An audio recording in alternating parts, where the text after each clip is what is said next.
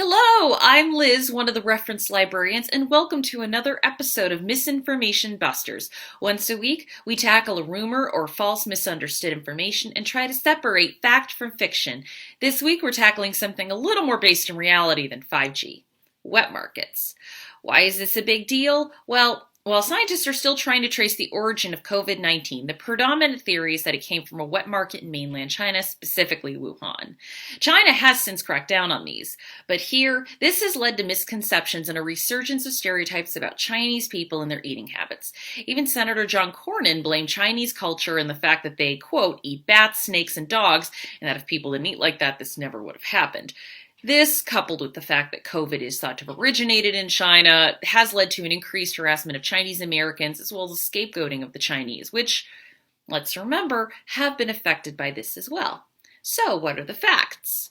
Well, let's start with the basics. What is a wet market? Think of it as a relative to farmers markets and open air markets. A wet market is a market where you can buy food. They sell live fish, chickens, and some wildlife, as well as fresh fruit and vegetables. The name comes from the melting ice used to preserve goods, as well as wash the floors, and the why will come a little later. It also has a cultural reputation as being a place to get fresh and good food for cheap. And you'll see them in China and other parts of Asia. I mean, technically, if you've been to an open-air fish market in Japan or even Chinatown in New York, you've been to a wet market. And other forms of wet markets can be found in other regions of the world, like the Middle East. But wet markets are known for slaughtering live animals on the spot. The water on the floor cleans blood off. And the markets in China and other countries in Asia, they do sell exotic animals and wildlife, and animals such as cats, dogs, and snakes. So let's start with the animals sold. I know that snakes, dogs, and cats might seem shocking here, but it is important to remember that not every country and culture has the same attachment to pet animals the way we do. On the same token, France eats horse meat, while Americans find that abhorrent. Meanwhile, I'm sure that people in India wouldn't look kindly upon our beef intake.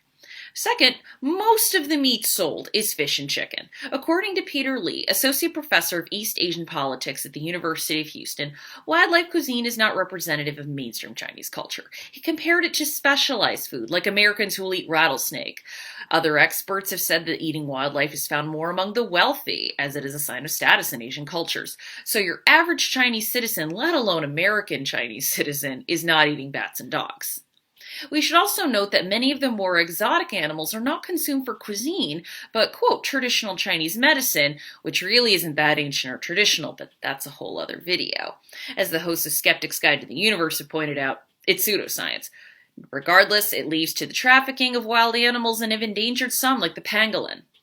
However, the consumption is not the only, or even the main issue to some. It's also sanitation. Jan Vertefuel of the World Wildlife Fund says, quote, you have bats sitting on top of pigs, sitting on top of pangolins, sitting on top of civet cats, and all of their bodily fluids are kind of flowing into each other. Gross. She also notes that these animals are stressed, which weakens the immune system. This is in addition to the fact that you have wild animals that can carry diseases that we're unaware of and can spread to humans. And also that even if you're just getting chicken or fish, the sanitation may vary depending on which market you go to. So overall, yes, these wet markets can be time bombs depending on what they sell and how clean they are. And there's a reason that there's a call to crack down on them selling wildlife, and in some cases, just wet markets in general.